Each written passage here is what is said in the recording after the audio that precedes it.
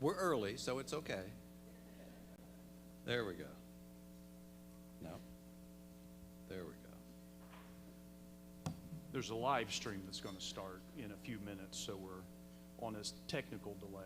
2 minutes. 2 minutes. So we want to take a couple minutes just to thank the wonderful, beautiful Horizon Convention Center. Let's give them a round of applause. We are so thankful to have this in Muncie and Delaware County, believe me. Also, do you want to talk about AMS? Yeah, and I'd like to thank the audio-visual company, AMS, for the great audio-visual that they put on today. So we'd like to thank them for live streaming and helping the county and the city get this State of Our Community address out to everybody. And also, I'd like to thank Wolf Boom Radio. They're going to do a countdown and let us know when we can actually begin. So it's about 1 minute. You know, I'm just going to say, before we officially begin, I guess, I'm a strong man of faith, and the reason I'm here is God, and I just want to give glory to Him for that. And then at this time, kind of like this part to be on the presentation, but I want to thank my wife. She's sitting up here in the front row. Will you stand? Sherry. Those who might be married to elected officials or in relationships with with elected officials know that sometimes things are said that are not always pleasant and maybe half truths, and she has to endure that. And I thank you so very much for being there to support me. It's getting close. So talk among yourselves for 2 seconds, 10 seconds. No, we're real close.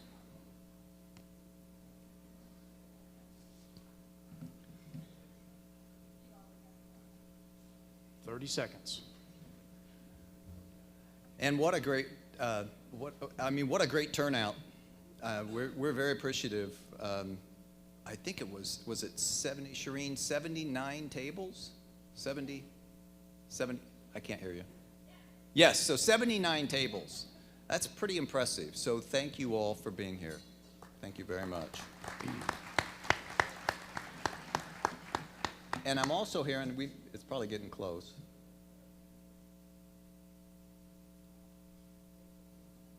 Welcome. I'm Mayor Dan Ridenour. I'm Commissioner Stephen Brand. And we are here to do the State of Our Community event, which is the City of Muncie and Delaware County combined. You'll find that we'll also talk about some of the small towns as well.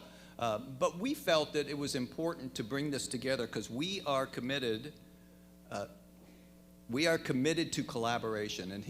And we'll talk about this in some greater detail later, but we're going to go over some of the 2025 accomplishments and one of the 2026 goals. But we collaborate on a lot more things than many people realize. A lot of times there's a sense that cities and counties don't get along, and there's a level of truth to that, but we have collaborated on a number of things. We'll touch base on some of those things. And what we also have noticed, and this is one of the reasons that we're doing this together, is that cities and counties that get along seem to do better. And what we want is Muncie and Delaware County to do better. I'll just give you a quick example. Bartholomew County works very well with Columbus, Indiana. And you see that. You can feel it. And that's what we're trying to bring together here in Muncie and Delaware County.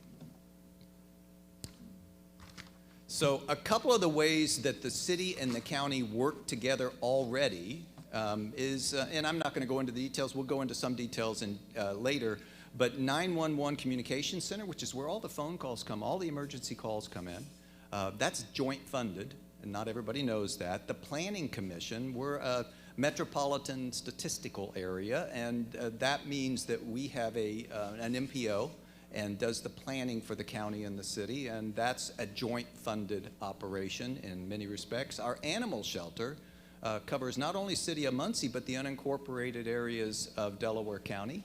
That's also joint funded. We also help support the jail. The city helps support the jail, which is overwhelmingly funded by the county, by helping support the IRACs and the JUMP programs financially. We've worked together on streets and roads, and we'll talk about some of that coming up. And then one of the other things that we did back in, just this year in 2025, the city of Muncie has had great results with the Make My Move program, where we've brought people to our community to live that work remotely. And that was the purpose. But we came across this idea and Make My Move, and there are Make My Move people here. You might want to raise your hand, I don't know if you want, but there are Make My Move people here. They allowed us to expand our program to include anyone with a Muncie address. Not all of the Muncie addresses are inside the city limits. So before, we had to tell those people, I'm sorry, you're not in the city, we can't help you.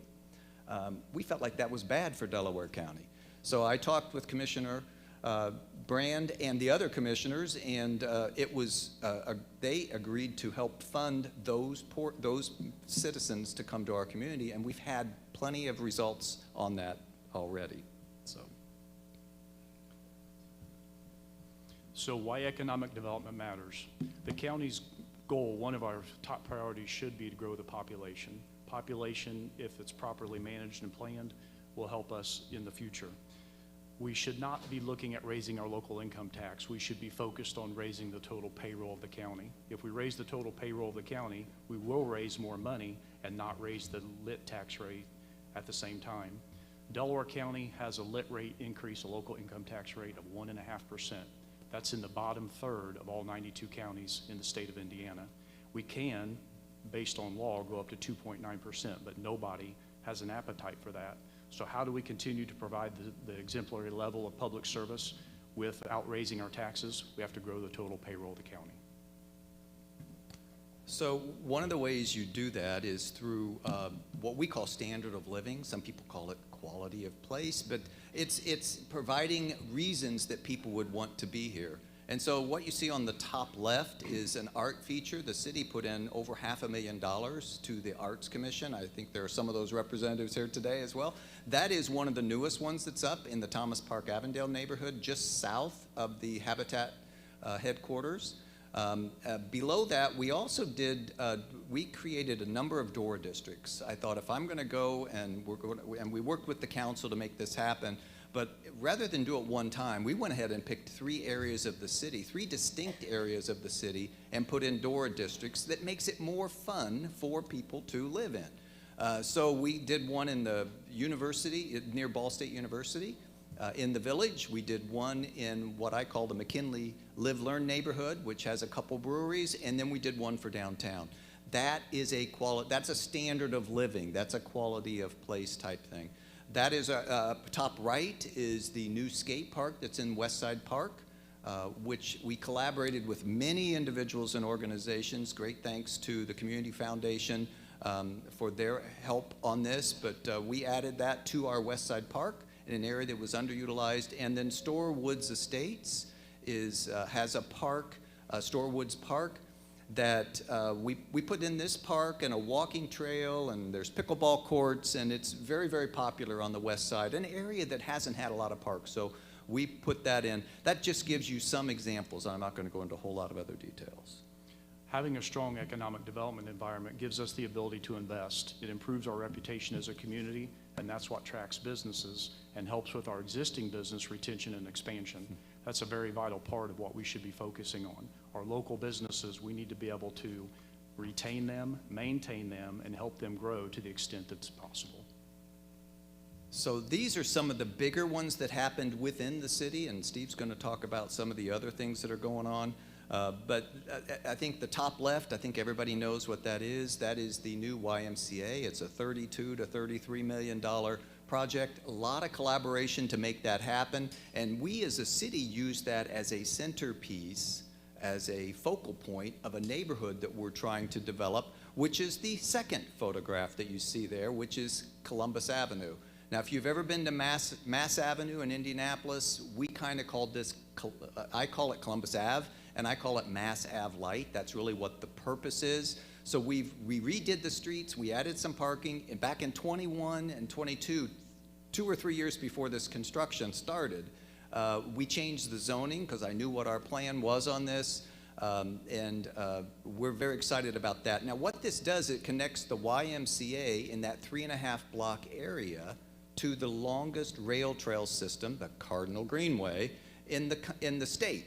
And so it was a way to help connect, and again, the YMCA is right across the street from it. And then the other super large project that's under construction is the Hilton Cantio Hotel. You can see it there at Ball State University, but it's actually not in Ball State University, and this will be one of the first developments that we've ever had tax revenue come in for what was formerly Ball State-owned property. And that was part of the collaboration with Ball State University, so we're real excited about that. All in all, the city put in about $7 million in these three developments toward infrastructure to make it work. It also includes a housing development, which we'll talk about a little bit, called Village South, that has 25 upscale townhomes for sale. For the county, some good things have been happening in the town of Albany and the town of Daleville. Albany had a dollar store come up. They built a Casey's and a Taco Bell, and that's a big deal in Albany. Albany has good momentum, and I think that that will perpetuate them in the future. For Daleville, we had a couple new gas stations go in out there, convenience stores, I'm sorry, the Wawa and the Quick Trip. Those lowered the prices of gasoline in Delaware County as a whole. It brought down the prices in the city of Muncie too, and it's well worth the trip to drive out to Daleville and fill up your tank. If you can get a tank of gas for $4 or $5 less, you should do it. And while you're there, visit the new butcher shop that's out in Daleville. So good things are happening, and it improves the reputation of our community, and it gives us resilience in downturns. So I'm going to have Stephen tell us a little bit about some of the economic development job growth that we've seen, because this is not something that gets super publicized, so we just want you to know that's going on. So for the last 6-year period, this is 2020 through 2025, we've seen a job growth, and these are the jobs that we know of. We believe this is a conservative estimate of 1,478 jobs, almost 1,500 jobs in that amount of time. The majority of that came from existing businesses. It's very important that we focus on the existing businesses. What you see on the screen behind us is Progress Rail. Progress Rail added a number of jobs last year. They are a publicly traded company, so communications with publicly traded companies are much, much different than when we're talking to non-publicly traded companies. Across the street at Magna, they're also on the way up, but they communicate differently. They're not so out in front, and they don't lead with that.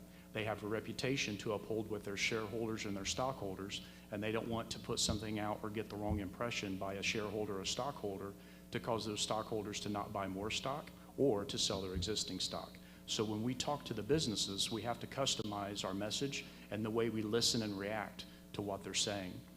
You also see at the bottom of the screen during 24 and 25 income tax revenue. This is not a tax increase, but our revenue increased 13.71%. How did that happen?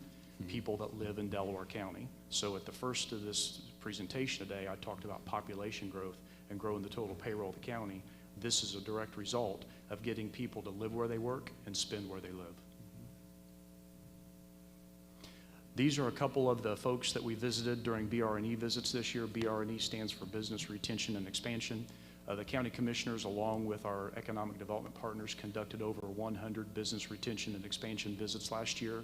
And as a result of each one of those, we were able to put things in motion to help those companies progress and thrive. Economic development growth, I'm going to talk just a little bit about what I classify as our major opportunities for the county. So you'll see on the left of your screen data management, otherwise known as data centers, and on the right-hand side, energy generation. Those are the major opportunities that we've seen coming to us in the last 14 months. We've had 7 companies that represent data centers that are looking to do something in East Central Indiana. Why is Delaware County so attractive? It's our infrastructure. The infrastructure for power transmission and electricity to get conveyed in cost-effective ways. They want to locate close to the utilities. And our gas. We have a lot of natural gas from CenterPoint Energy that crisscrosses our county, and they want to co-locate next to those opportunities. We see with the data management companies, these are billions of dollars worth of opportunities that don't only create construction jobs for 3, 5, or 7 years, they will create long-term jobs that are good jobs over the long term. So the goal would be to get folks here during construction, they're here for 3 or 4 years while they're building, and get them to fall in love with our community and get them to live here. But we have to have housing. That's the key. We can generate jobs, but we have to have housing. Now, we are coming from a situation where we had 25 to 30 building permits for new housing in a 10-year period, maybe. What happened in 2007, a lot of our local developers went out of business when that crisis happened, and we had challenges getting national companies to come here. So we've got a couple things on the screen. One is development. It's our second with them, and we're working on a third, and the county is working on one.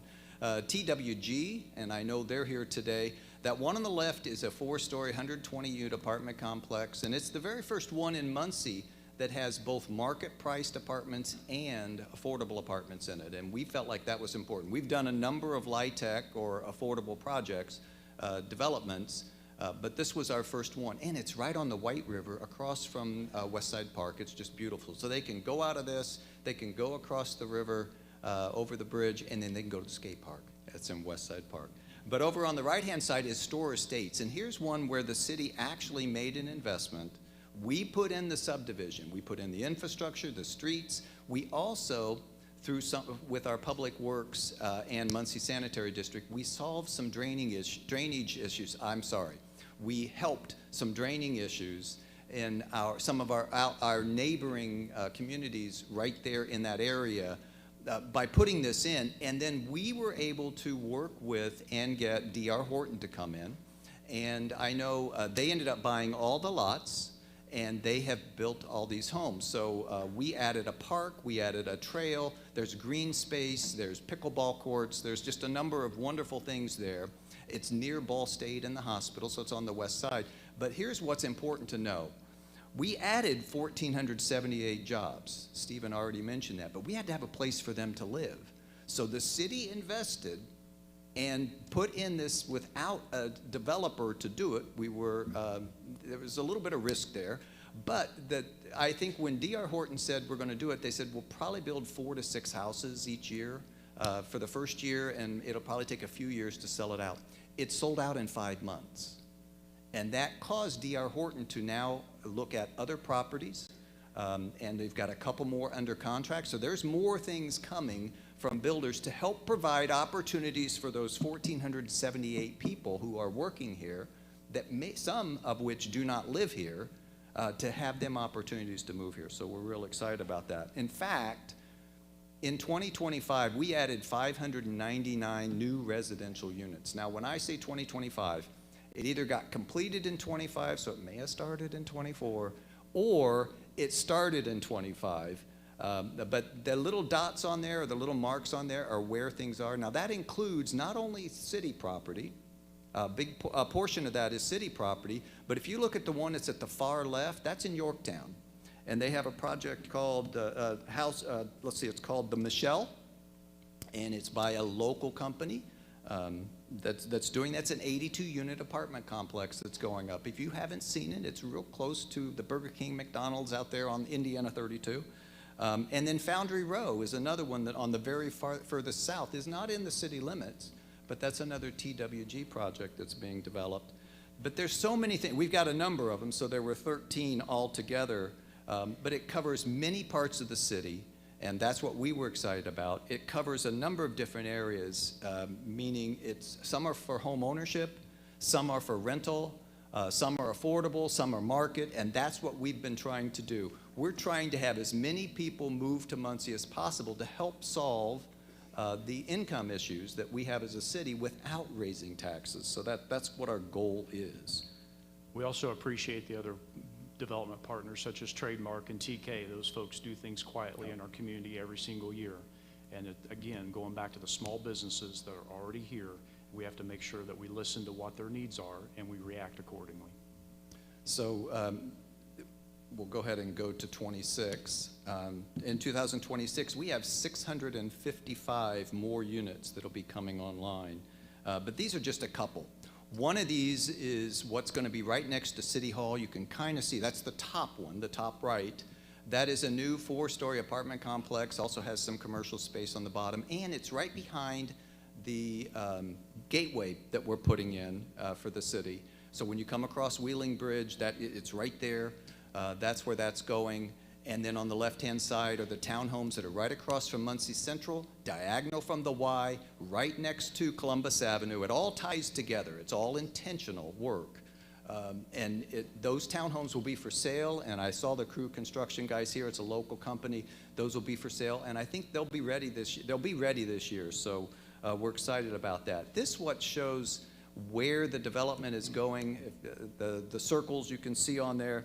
There's another 655 coming in, and that includes a D.R. Horton subdivision that's going in. Should start groundwork in the next 2 months, I think. That's what they told us yesterday in a meeting. So roughly 2 months from now. That's at Morrison, at the roundabout at Morrison and Jackson. But they also, on Tuesday, we got the agreement in for the Sportsplex, which is 80-some acres. It'll be a multi-phase housing that they'll put out on the east side. And I tell you, we're excited about getting something on the east side. We're looking forward to that. In addition to that, we've got, there's a development where the city and county work together. You mentioned Trademark. They're doing this for us. And we don't have renderings of it because it's still in the design phase. But these will be a subdivision, 42 housing units, and these will be in a price range that's not normal for Muncie. So we want all types to move here, and so all types of incomes to move here. That's why we do affordable, we do market, and these are going to be $450 to $650 in price range. Be very exclusive, very nice, exclusive neighborhoods. So, and I know they're here today as well. That's going to be called Steeplechase, by the way. In addition to that, I want to just touch on why this is important. We don't have a slide on this, but you can write this down if you want. But in 2020, the Muncie metropolitan area, which happens to be Delaware County, that's the Muncie metropolitan area, had 111,907 people in 2020. The U.S. Census has put out their estimates, and through 2024, that's the most recent available, it's 112,951. If you want to do the math, you can. I'll just tell you, that's 1,044 additional people moving here. Now, we have 1,450 some jobs. That's 1,478. Yep. So 1,000 people have already moved here. Part of that was through Make My Move. Part of that is through our other efforts. But this is what's driving up that income tax revenue, 13.7%, without raising anybody's county tax. We are working hard to build the development in our community. Another important statistic that we're watching is how many people migrate in and out of our county every day to work. Somewhere around 9,000 people migrate into our county and work, and they migrate back out, and they take that local income tax, they pay it in their home county. They pay And the property tax. And property tax in their home county. They send their kids to school in those counties. They fill up their gas in those counties. So we have to try to get those people that come into our community and mostly work high-paying jobs and take it back out of our community every single day. So if you want, we talked a little bit about trying to raise the pie, so to speak, of the income tax. That's what we're trying to do by having the growth in population. This just shows you some of the ways that that money is spent on public safety. So our 911 Communications Center, the Muncie Fire Department, the Muncie Police Department, Muncie EMS, Delaware County Sheriff, Delaware County Jail Site, Delaware County EMS, Muncie Animal Shelter, Emergency Management, all of those are funded with some of those public safety tax dollars. Our 911 call center is staffed with very well-trained and dedicated people. The stats that you see on the slide behind us say that almost 60,000 emergency calls came into that center in 2025. 102,000 additional calls came in for admin purposes. They're looking for general information, something like that. So if you take those numbers and average them out, that's 444 total calls a day, or an average of 19 calls an hour. Now, if the 911 folks are watching me right now, they're like, hey, Stephen, it doesn't actually work out to 19 calls an hour. Because some days are busier than other days, certain times are busier than other times. But on average, during this presentation today, our 911 center is going to take in 19 emergency calls, and that's important. 99% of those calls are answered within 10 seconds or less, and that's critical when human life safety is on the line. So I'd like to thank all the employees at the 911 center. I know that Director Fred Cummings is here, and Deputy Director Chris King is here, so thank you for that. As an aside, it's also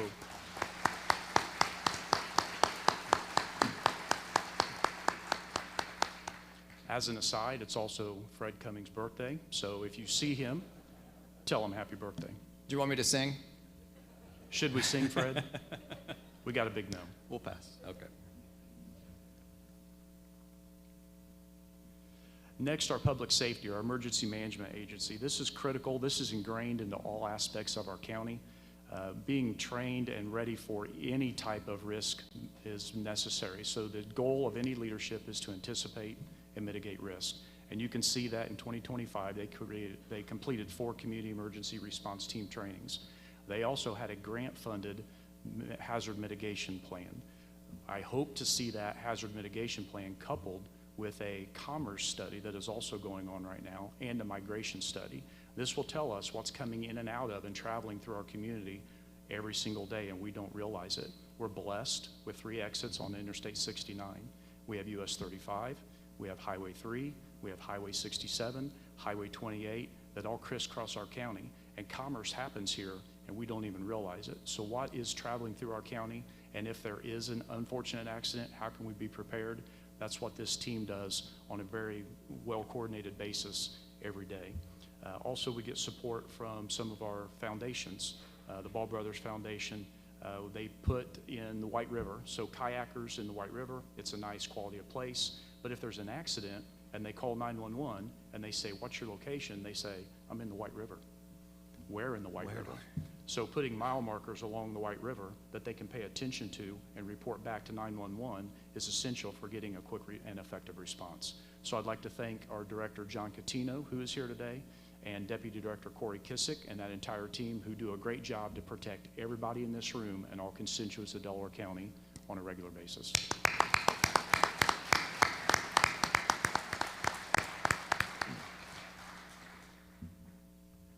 Next is our Sheriff's Department.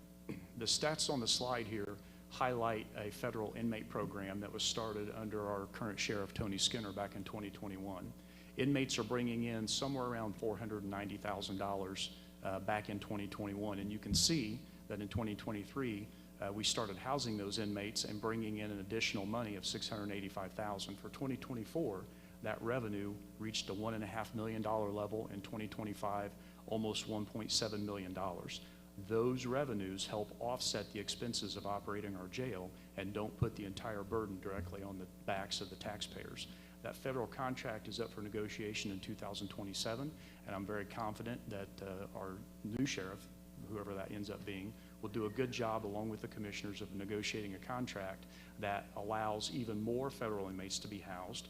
I would say on average right now we're housing around 50 a day, something like that. And the jail on average probably houses maybe 380 to 400 people on a regular basis. That's for all reasons, pre-trial, et cetera.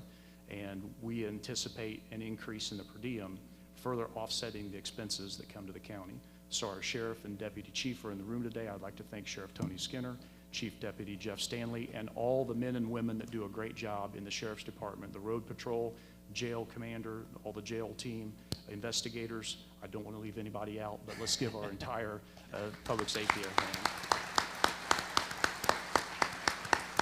Is that good? So inside the city limits, we have the Muncie Police Department, and they're here in force, and we appreciate that greatly. If you look at some of these numbers, there were 50,900 calls in 2025 that went to the Muncie Police Department. What I like about that number is it was down a little bit, but the other part that's important to understand is only around 200, which is 0.4%, had any type of what they call use of force. And it wasn't meaning gunshots, it just meant you had to corral somebody. Most people, and it is a reflection of the training hours that have been spent at the Muncie Police Department, most people are able to solve things in a very easy way without any type of use of force. 0.4, and that was also reduction, 0.4%. That was also a reduction from the year before. I also want to note that 10.7% of our police officers are female. We have 10.7% are minority as well. We have 4 victim advocates. We have 2 different community engagement officers. They go around to the neighborhoods and help connect and make sure those relationships are strong. And then we also hired and utilized 2 different social workers who are employed by the police department. And that helps a lot with the unhoused, those who are having emotional challenges at a particular time, and they are just doing incredible things. And there was over 18,056 hours, that's exactly what the chief told me, of training that was done in the Muncie Police Department. And I think it shows with that 0.4%. Let's give our police department in Muncie a round of applause.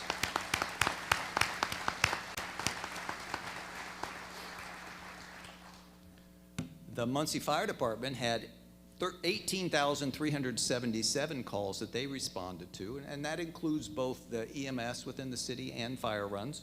But what is real exciting is that we added, for the first time since 1986, we added a new fire department, a new fire station, Fire Station 6. Now, if you had been in the old Station 6, which you're going to see in a video here in a second, you would say, boy, they needed to replace that. Yes, we did. We worked with the council. We got it done. We got it funded, and it's a beautiful facility. And I will tell you, it's much larger than what the renderings looked like on paper, and I'm thrilled about that. So they have 108 full-time firefighters.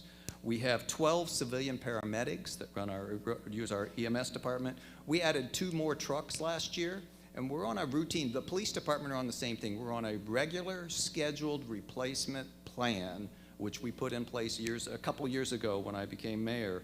And then we also added 2 new ambulances.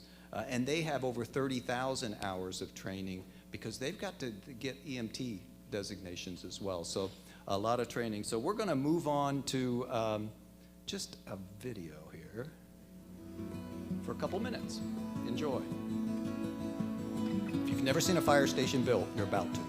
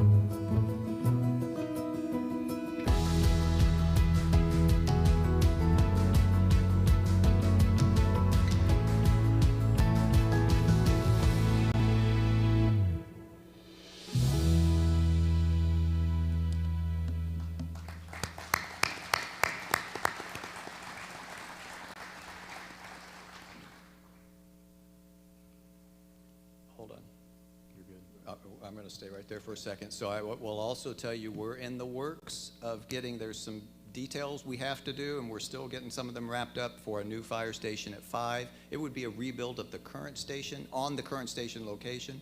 And we also have started the process looking into what can we do with our police department because they are cramped and ineffective in their current location. So we're just trying to see. So we've started that process. That's years away, but we've started that process as well because we need to provide our firefighters and our police officers with what they need. If we could, let's give a round of applause to the fire department and the EMS workers.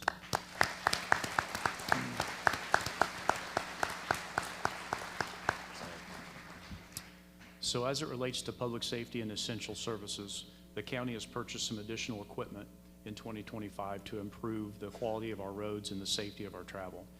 We purchased 6 new sheriff vehicles through the Delaware County Redevelopment Commission. Those are tax increment financing dollars, and we took a little bit of money from each of the TIFs scattered throughout the county because our merit deputies, they patrol the entire county. The County Highway Department, the Delaware County Redevelopment Commission funded a crack sealing machine. I've talked to a couple folks that have been with the Highway Department for decades, 2 and 3 decades, and we have not ever really had an official planned, structured crack sealing program. This is important. We can do it year-round. It's a preventive maintenance measure, and it will extend the life of our roads by maybe 2 to 3 years, get us out of that perpetual preventive maintenance cycle and get us into a more proactive cycle. A county highway grade-all, we purchased an additional grade-all. It was a used piece of equipment, so we saved the taxpayers some money, but there was another county that had one for sale, and we jumped in and funded that. The debrushing and the guardrail equipment, it's important to get this brush away from the sides of the road, so when people pull up perpendicular, they can see in each direction to pull out safety. Line of sight is important, and the roots that grow from the brush in these trees messes with the foundation of our guardrail and the berm on our roads and streets. Also, our Delaware County Emergency Management Services, we have an ambulance re-chassis. So an ambulance has a predetermined life. They're tough miles, although they're not many miles. And you can either put a new chassis under a box or a new box on a chassis. And we have that going on in 2025. We now have a new county engineer, a degreed professional engineer, and we purchased a vehicle so he can get around the county and do his work. A new supervisor truck that has some additional features to it so we can do some work. Also, the bottom 4 here were used pieces of equipment. We needed a larger trailer. We did over 90 culverts in 2025, and we needed a bigger trailer that was heavier duty and longer, and the highway department found a good used trailer, and they went out and bought a used trailer. The second grade-all, as I mentioned, was used from an adjacent county, and the bottom 2 were a partnership with the Muncie Sanitary District. They had assets that they were going to divest, and we talked to them about getting a Peterson truck. That's one of the big trucks that goes around with a claw and picks stuff up. Those trucks were critical during the Selma tornado. Everybody came together, the highway department and the Muncie Sanitary District sent those units out there, and when the highway department saw how effective and efficient those claws were picking up that debris, they wanted one. So when the Muncie Sanitary District decided to divest, we paid a fair price for both the Muncie Sanitary District and the county, and we brought that Peterson truck into our staples. And also a street sweeper. This is necessary for maintaining our bridges. We're supposed to be sweeping our bridges on a regular basis after salt is applied. The faster we can get that salt off there, the more it extends the life of the bridge. And now we have a sweeper that the Muncie Sanitary District was going to divest that we can deploy to maintain our bridges. The county has a lot of bridges, and every bridge in the county is the responsibility of the county commissioners, including the bridges inside the city limits. So I think that's something that's maybe not completely understood, but there's a bridge inventory that happens every 4 years, and every bridge gets assessed, and they're classed 1, 2, 3, 4, 5, worst to best. The top 3 classes of bridges, if we were to address those, there are about 37 bridges on that inventory. It's about $60 million. So it's a lot of money to maintain our bridges. And the fiscal responsibility and the way the commissioners have done it in the past, and we will continue to do it in the future, is quite amazing. So next I would like to invite our State Senator Scott Alexander and our state representatives J.D. Prescott and Elizabeth Roray to the stage to give a tribute.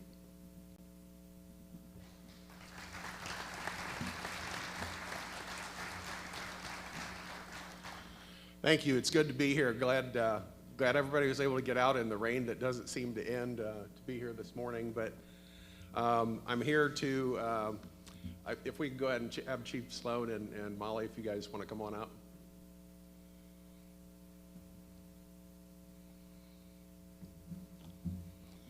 Earlier in session, we passed Senate Joint Resolution 4, which was renaming a portion of I-69 north at mile marker 233, the Greg Winters Memorial Mile. This came to us last year, I guess, earlier, and has to go through quite a process to get here. Molly was down to testify several different times in committee and then on the Senate floor. So today we're presenting that resolution to Molly and her family.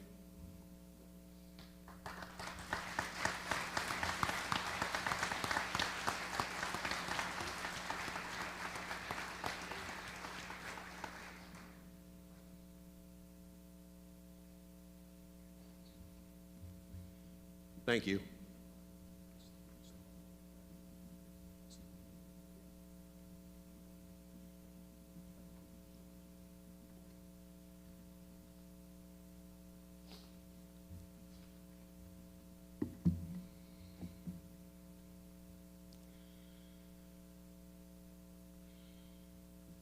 I want to thank, on that first resolution, I want to thank Chief Sloan for all of his work on that too. He was down at the State House several different times.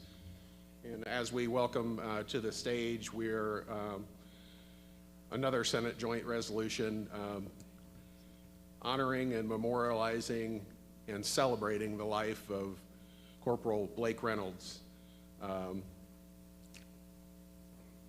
This was a tough one for this community, for sure, and I know the sheriff's office was hit pretty hard on this one, and it's an honor to be able to pass this resolution with the help of Representative Roray and Prescott to get that through on the other side in a very timely manner. So I'll go ahead and present this resolution. Allison? Oh, there you are.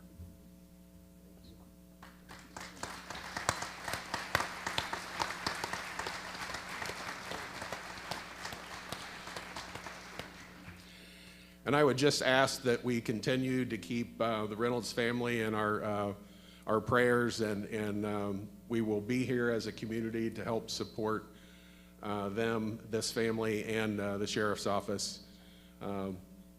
Thank you very much. Thank you, Scott. And thanks to Sheriff Skinner for all of his work.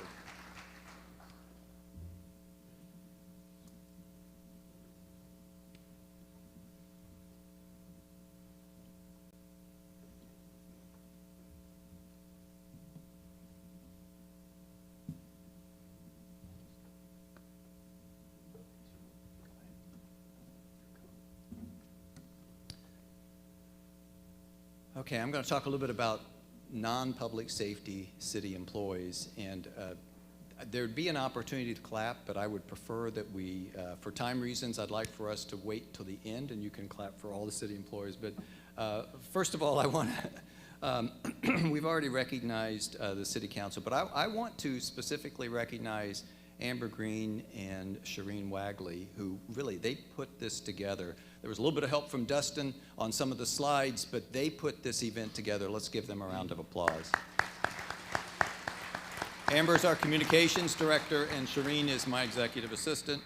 I'm just going to kind of run through some of this. So we've got a city judge, and their department handles a lot of city court cases, and we greatly appreciate them down on the first floor.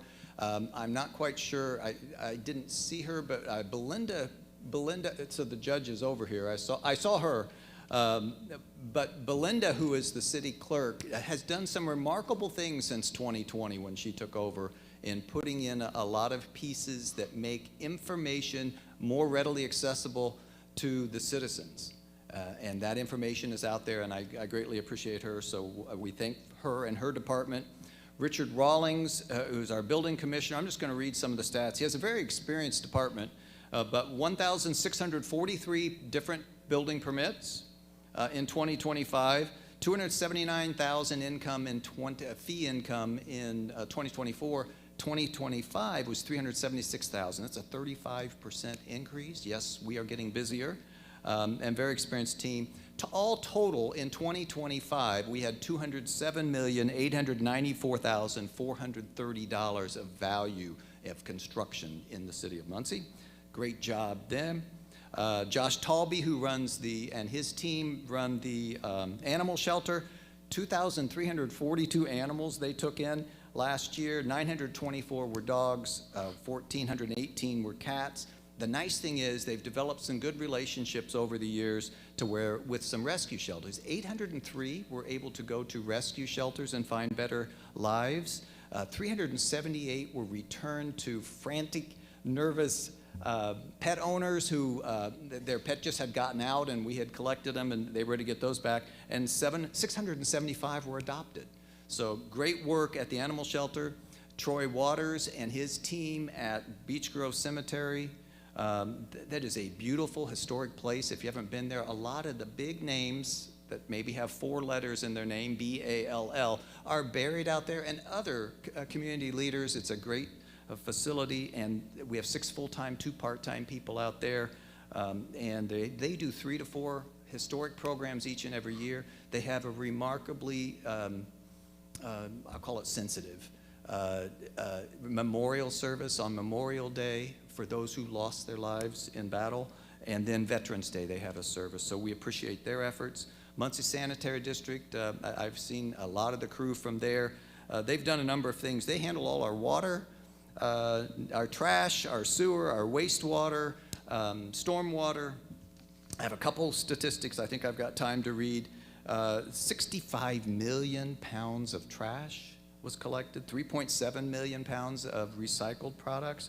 They helped with 13 neighborhood cleanups.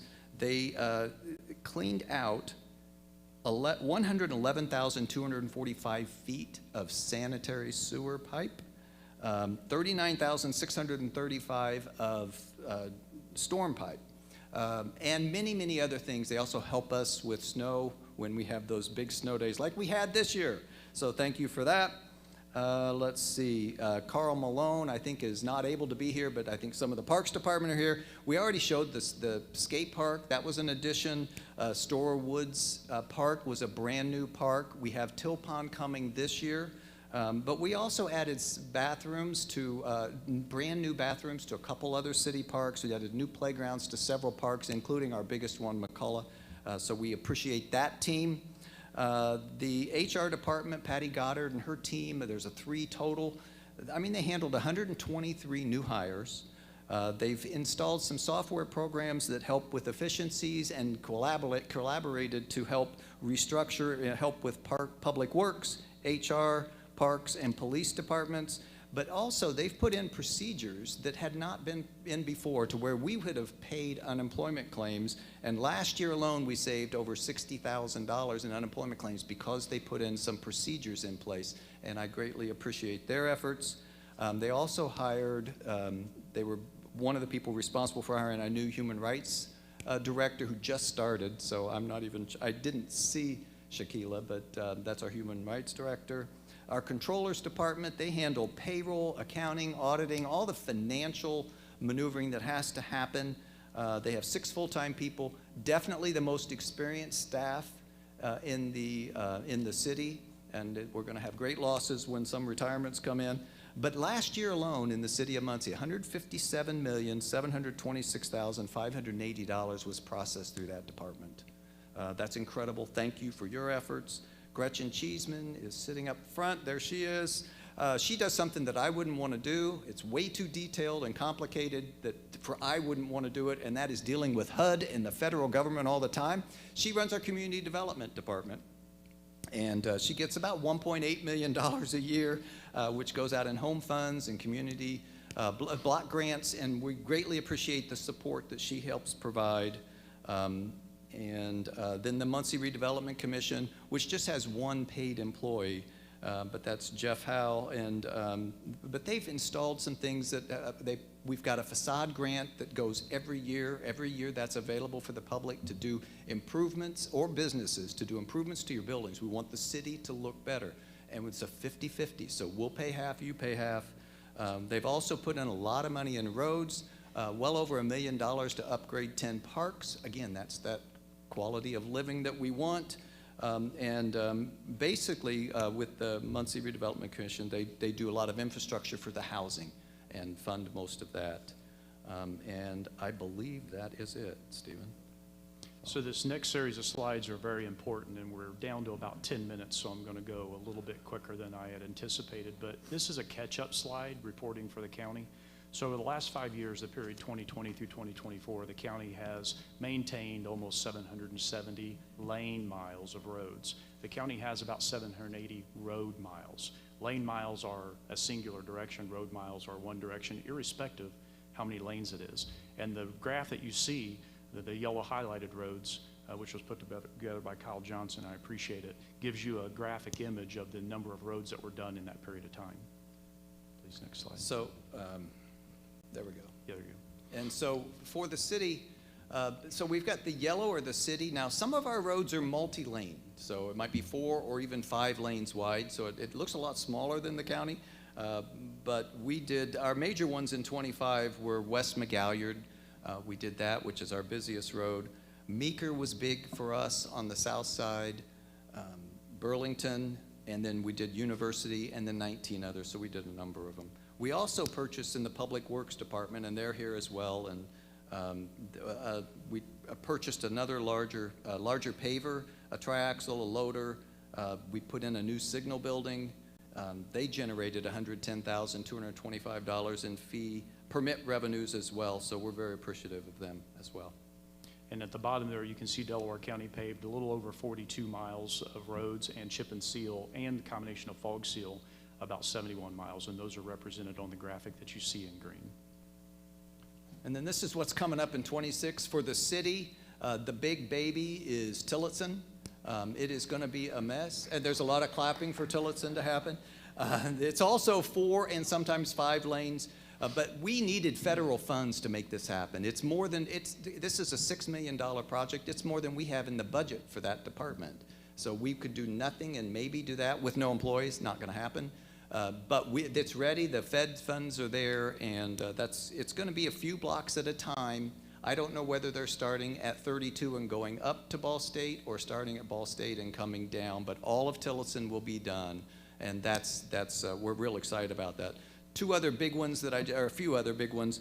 Adams Street from all the way through the Old West End, through downtown and into the east side. We're doing all of Adams Street, so that'll be nice. We're doing some more work on MLK. We've been doing a lane as we have the fundage. And so there's more lanes we're going to be doing on MLK. And then South Walnut, we've done most of North Walnut. We're doing the rest of downtown. But then we're also doing from 12th Street down to 23rd on South Walnut, and then 20 more other streets. And at the bottom of that slide, you can see for Delaware County, our plan is to do 120 total lane miles. That's a 69% increase over 2025. And the way we're going to do that is through community crossing matching grants funds. So the unincorporated territories of the county with our regional development partners applied for community crossing matching grants funds. What are those? Those are our state tax dollars that we pay to the state, and then they graciously give them back to us so we can spend them in our own community. That's a little bit of sarcasm. Yeah, just a little. But we applied for them. The unincorporated territories did not get funded. So Delaware County proper did not get our $2.2 million matching grant funds. I'm thankful for Senate Bill 179 that just passed. It's allocating another $75 million, and that will only be heard in a special spring calling for those communities that did not get funded the last time. So if you consider the $2.2 million that the incorporated territories got and the potential $2.2 million that Delaware County unincorporated is applying for, we could see $4.4 million worth of matching grant funds coming into our community. And the commissioners and our road paving crews had a meeting earlier this week, like, how are we going to spend that much money? How are we going to get all that work done? And that's a good problem to have. So I'd like to specifically thank Tommy Humbert, Carrie Dye, Troy Landers, and Shane Slavin, and all the men and women at the Highway Department that do a spectacular job keeping our roads well maintained, smooth and safe, so our public safety can travel and all the citizens can get where they want to go. So I'd like to thank the Highway Department. Yeah, we'll just go over. Yeah. So these are some of the joint projects that the city and county funded together. One has not happened yet, and that's that Riggin Road, and that will be the entrance into the subdivision that we've got planned with the 42 homes. We've got 23rd Street, Cowan Road, East McGalliard. We did do that last year, and I want to thank Shannon Henry in particular for pushing so hard to make that happen. It took several meetings. We got it done, and it makes life on coming in from the east side on McGalliard much better. It's a temporary fix. In 27, we have the federal funds and the match to redo that whole thing. So it's not, we didn't put down the normal level, but it helped solve the issues that were there. So these are just some of the ways that we've helped collaborate. And if you look at that $3.5 million, a lot of that is going toward Tillotson. We did the engineering up front, we did the sidewalk work up front. So our match, we're also paying the rest of our match with this, but it's a federal project, and we're so thrilled to have the MPO assist with that. And at the bottom there, you can see this is another area where we petitioned the federal government to give us back our tax dollars. And our MPO secured almost $378,000 to offset salaries, expenses, and planning activities for the employees that work at the Delaware and Muncie Metropolitan Planning Commission. So I appreciate the effort of Kylene and Brandy and their entire staff for everything they do.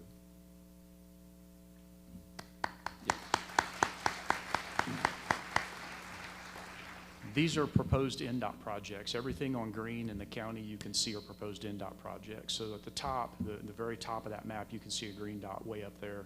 State Road 3 and Eaton Albany Pike, that's been a dangerous intersection for a number of years. There's currently a light and a stop sign there, and it seems to have, for the most part, changed that tone of that intersection. So whether a roundabout actually ends up there or not, I don't know. So the next, actually the most dangerous intersection in our community is State Road 67 and 400 South. That's by the Village Pantry as you're heading out of town. That's a 6-lane road right there, and people think that they can cross and stop in the middle, and those are actually turn lanes. And they studied it for a stoplight, didn't think it was appropriate, studied it for a roundabout, don't think it's appropriate. So right now, the plan is what they call a reduced conflict intersection. It's a fancy way of saying a J-turn. It reduces the potential conflict points where you would have a right angle crash. Another opportunity for a roundabout is US 35 South and 350 South. A couple years ago, we had a very tragic motorcycle accident out there. We lost a couple of very valued members of our community, and it's right adjacent to the old ACO golf course and the trail. They're looking at that for a roundabout to reduce the conflicts there. Also, roundabout at Wheeling and State Road 28. If you sat there during school hours going to school or after school, you have Westville on one end and Delta on the other, as well as it's a state highway. You know, 67 and 28 coming from Albany, going over to 28, and Wheeling is a main thoroughfare. If you're 6th or 7th in line there at certain times, it could take you 10 or 15 minutes to get through that intersection. So INDOT committed to getting that back up on the drawing board and considering a roundabout at Wheeling and State Road 28. There are 4 on there that are City of Muncie. That first one, Madison and Jackson, and these were all part of a transaction that allowed that Adam Leach put together that is going to help the state. The state will be funding these 4 roundabouts. 2 of them are downtown, Madison and Jackson, where quite frankly, 3 of the 4 highest accidents, serious accidents in our city are where these roundabouts are going. Madison and Jackson, I will just tell you on a personal note, my daughter was pregnant with her first child, and that was an accident that she had there, and so it means special to me. So I'm excited about that roundabout. Madison and Maine is another one, and then Jackson and Hackley and Maine and Hackley. A couple other things happening in our community on State Road 28, which is also US 35, that runs east-west through our community. At Nebo Road and the Cardinal Greenway, INDOT is looking at putting an additional pedestrian crossing there because the Cardinal Greenway crosses that busy highway. And then on Smith Street in Yorktown, which is also State Road 32, there's a pedestrian crosswalk and some lighting improvements that are going to be happening there. Real quick, I'd like to thank everybody that's been watching us on live stream. I believe that live stream is going to drop here in about 60 seconds, but we're going to continue with the in-person presentation. So everybody that joined on live stream, thank you for tuning in.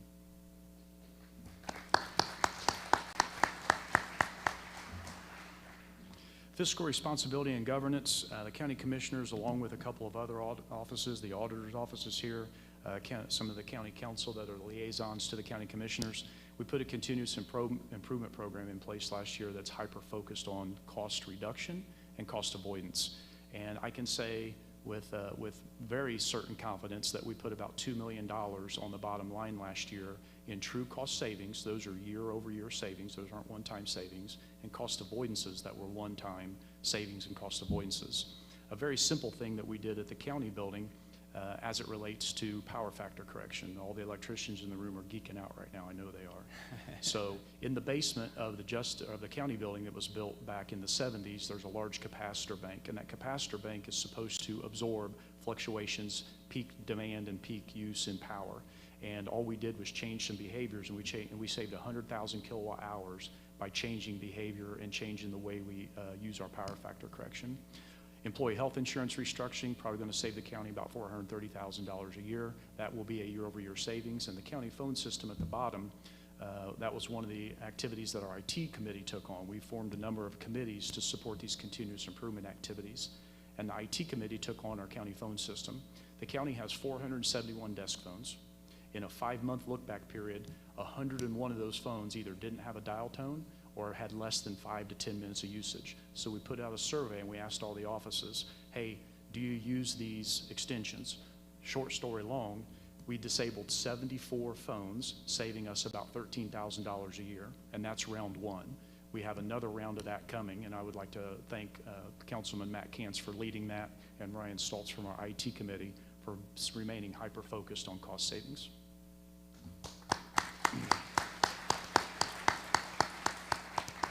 A couple other things we had to do this year. We had to restructure some of our departments due to retirements or voluntary exits from the county. Our Human Resources Department, Lee Royals here, I'd like to thank Lee and Josh for all the hard work they're doing to maintain the service to the county employees. It's not easy to restructure a department and not have interruptions, and I would say that we had very few, if not minor, interruptions in Human Resources, so thanks to Josh and Lee. In engineering, we had a very long-term county employee, Angie Moyer, left. Angie knew everything about everything, and she was difficult to replace. It took us about 6 months, but I mentioned earlier that we hired a professional county engineer. His name is Dean Thomas. We're really glad to have Dean. He's a Rose Hallman graduate, and he is integrated right in there very well with Heather Beard, who is also a long-term county employee and knows everything about everything. If I want to know anything, I call Heather. And the IT department, I mentioned Ryan Stoltz earlier. The county for decades has outsourced IT through a contractual service, and the owner, the proprietor of that contractual service, elected to retire. He told us early in the year last year. So throughout 2025, we transitioned to a direct hire model with the employees that were already in that organization. So they are either direct hire county employees or direct contract employees. And this was a heavy lift. And again, doing this and maintaining county operations with little to very, very few interruptions is monumental. So I'd like to thank Human Resources, Engineering, and IT for all their efforts during this transition.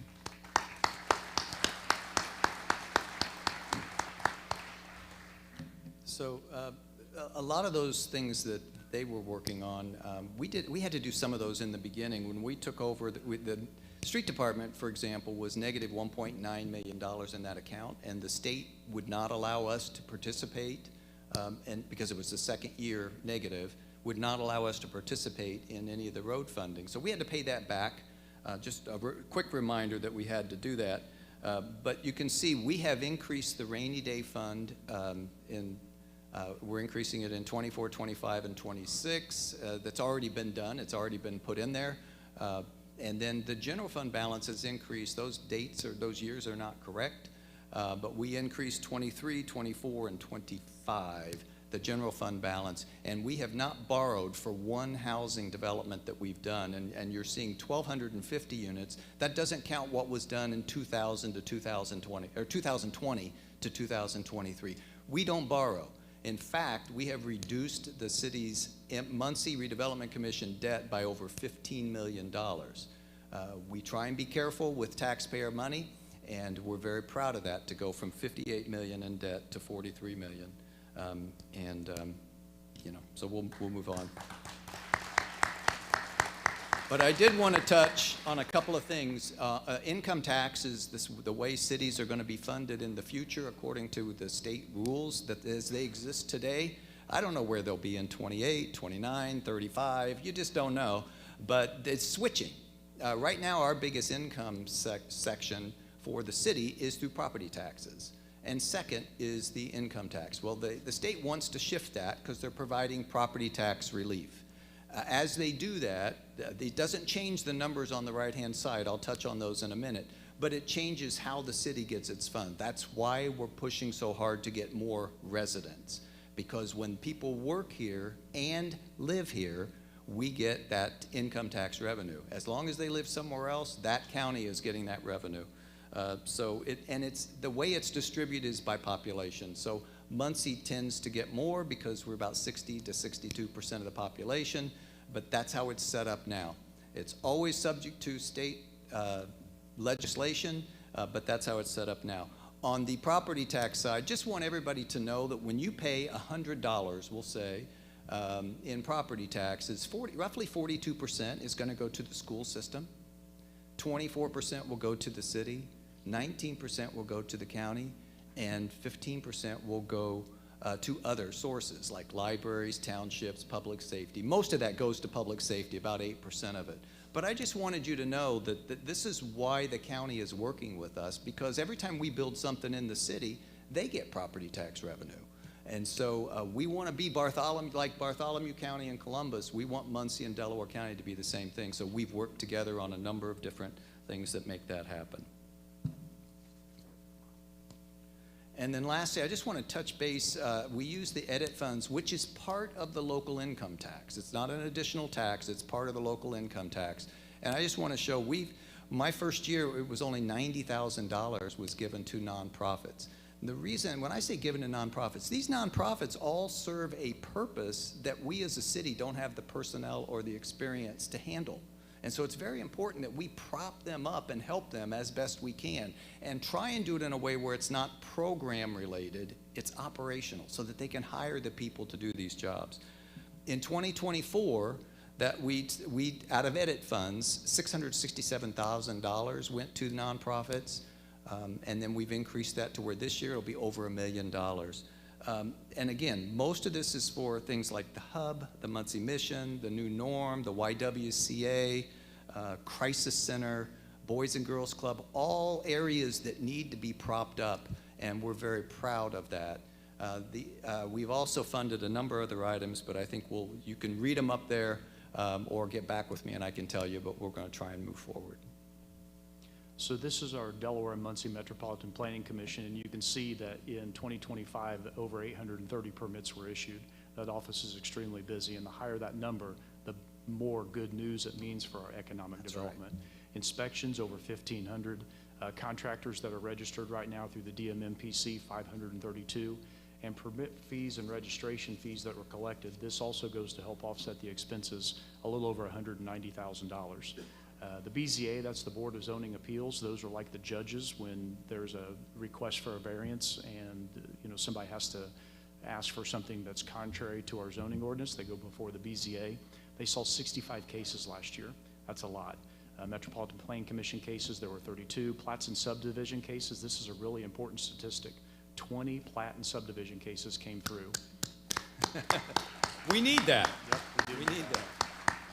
Of course, the village review case, that's the Ball State project of one, and then total application fees collected were $27,135. And again, those fees go directly back into the Delaware Muncie Metropolitan Planning Commission to help offset those expenses.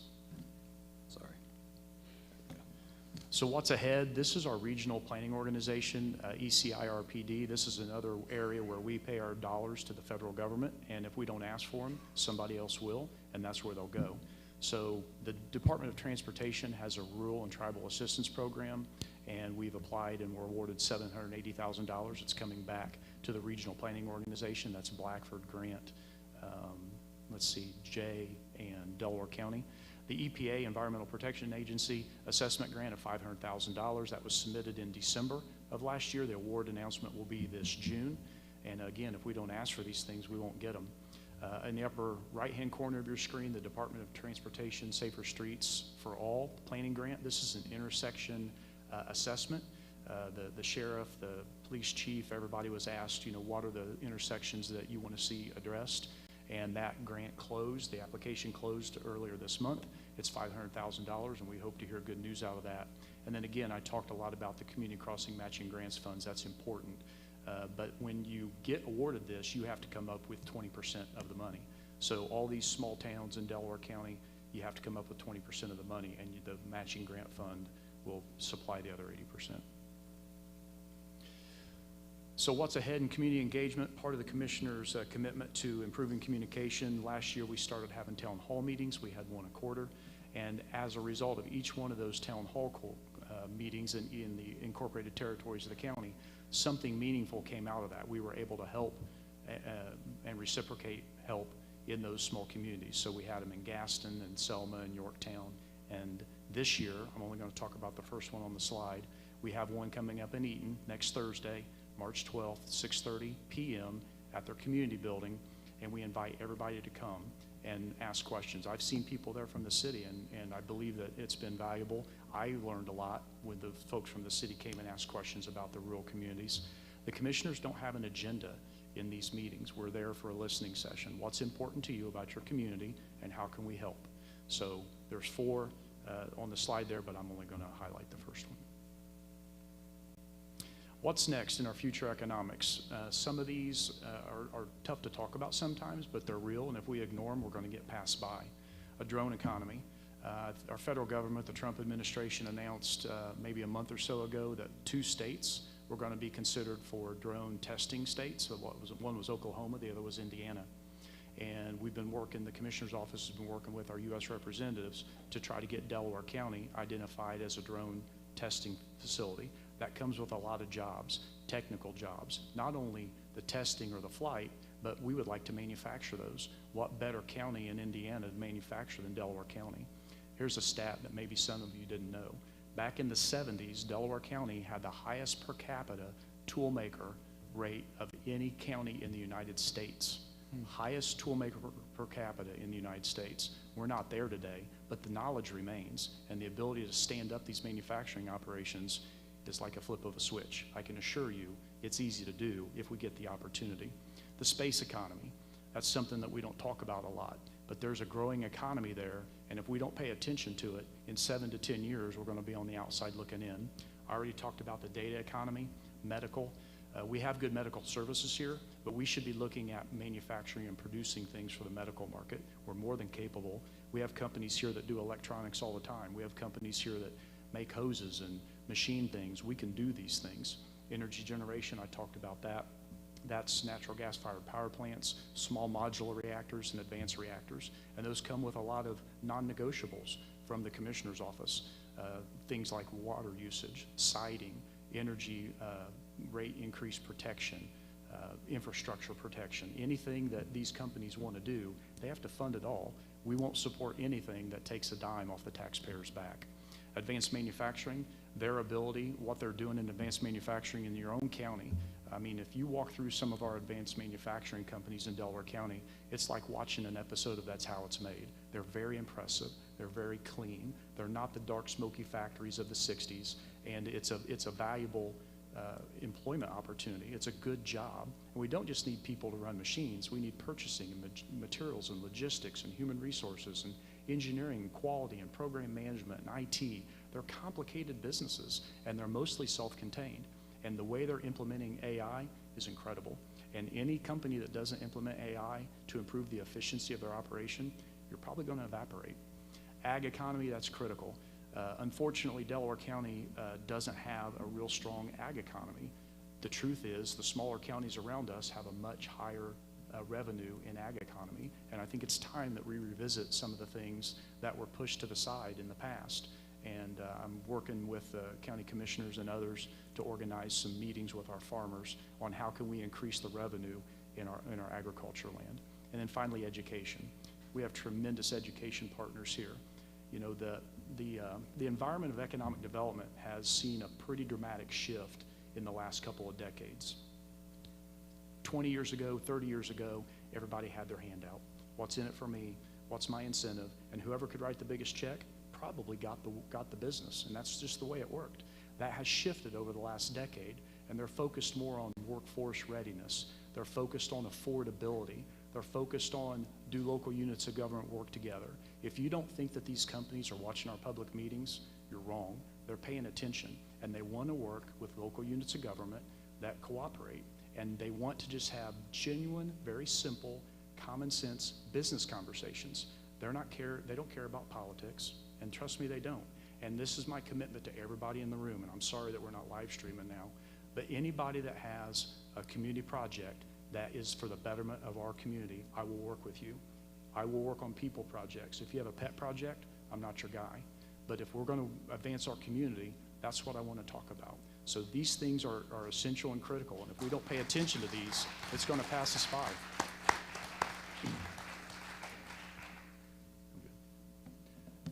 So I'm going to close with the big picture, and then Stephen's going to wrap it up. You know, as I look at this, we have 8,861 by the most recent data of people who drive into our county or our city to work. That's something we have to address. We have increased 1,478 jobs. We need to make sure that we're not just bringing in jobs, but do we have the options for people to be here and therefore contribute to our economy? That's the big picture. The big picture is we need to have more people living here, we need to have more jobs, and we need to have better standard of living. Period. That's it. Now, when I look at this, I'm thinking, well, we now have population growth, and we've got things put in place, both in the city and the county, that I think will help that population growth continue to occur. So I say check. We're not going to stop, believe me. We're going to keep pushing hard. But I say check on population growth. We already are experiencing job growth as well. So I say check on the job growth. You can tell from Stephen's comments what the county and the economic development people are working on, and we have real opportunities. So I'm going to put a check there for that. When it comes to standard of living, we're seeing a 13.7% increase in the income without increasing the taxes. That's pretty much a check. And so I think that we are on the right path. We are making this work. We're adding population, we're adding jobs, and we're adding people's standard of living, and I think that's a great thing. So we know that we can't cut expenses to success. You can't do it. You have to be careful with money, but you can't do that. To get to success, you have to grow. And that's where our focus is, and it's focused on jobs, it's focused on population, and it's focused on the standard of living and the quality of place. So that's what we're working on. We really don't have any other option. That's where we need to be going. We hope that you'll join us. I think if Muncie and Delaware County will continue to work together, which they are currently doing at a higher level than I think I've ever seen since I've been here, I think we will have more success. And I think others are beginning to recognize what we have here in Muncie and Delaware County. When I say others, I mean businesses, manufacturing, others. They're beginning to see that. And all I have to say to that, and then we'll let Stephen close, is you gotta love Muncie and you gotta love Delaware County.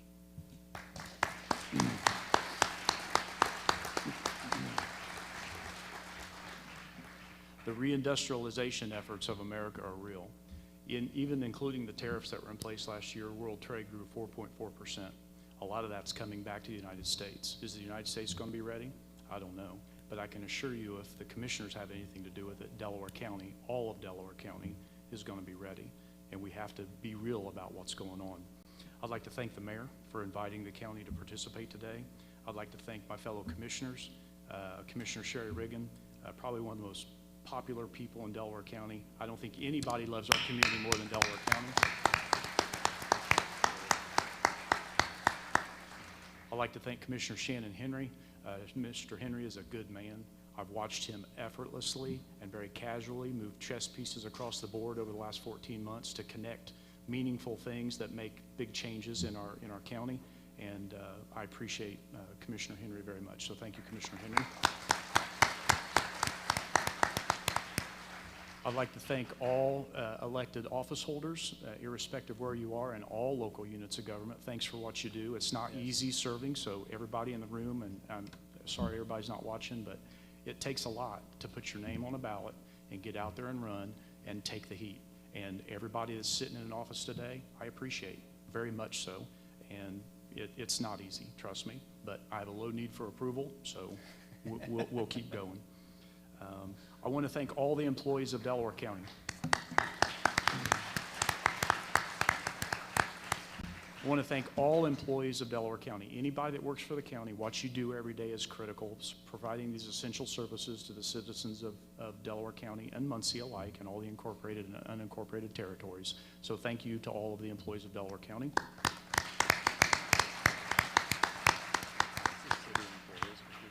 Yep. I'd also like to thank all the city employees. I know you don't work directly for me, but I like to think that when it's necessary that I'm responsive and available. So I thank you for anybody that works with me. I appreciate your help.